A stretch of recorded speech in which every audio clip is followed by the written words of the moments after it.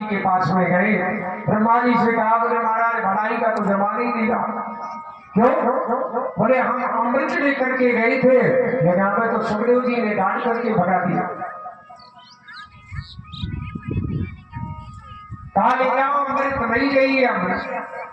ब्रह्मा जी बोले रुको। बोले क्या? बोले पहले 7 दिन ये कथा पूरी होने दो, और कथा पूरी होने के बाद देखते कि राजा परीक्षित को क्या फल प्राप्त होता है। 7 दिन तक श्री सुखदेव जी महाराज ने शुक्ल काल पर कथा सुनाई, और 7 दिन के बाद जब महाराज परीक्षित को मोक्ष प्राप्त हो गया,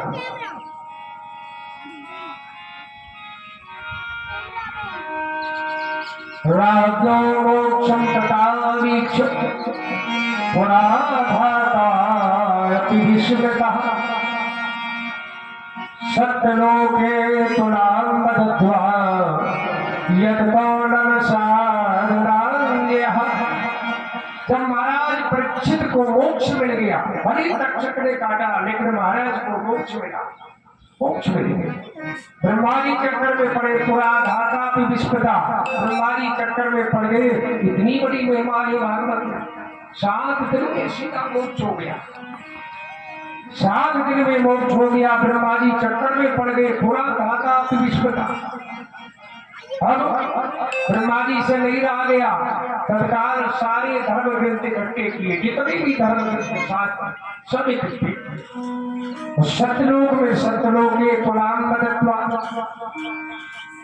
कहा सत्यलोक में तराजू, और तराजू यानी तखरिया, तराजू के पड़ने पर, एक पड़ने पर सारे शास्त्र रख दिए, सारे धर्म ग्रंथ रख दिए, और एक तराजू के पड़ने पर श्रीमद् भागवत महापुराण को रखा। एक तराजू के पड़ने पर सारे धर्म ग्रंथ, 6 शास्त्र, वेद, उपनिषद सब रख दिए, और एक तराजू के पड़ने पर श्रीमद् भागवत महापुराण को रखा। लेकिन हुआ क्या? लघुरेन्द्रानिजातानि।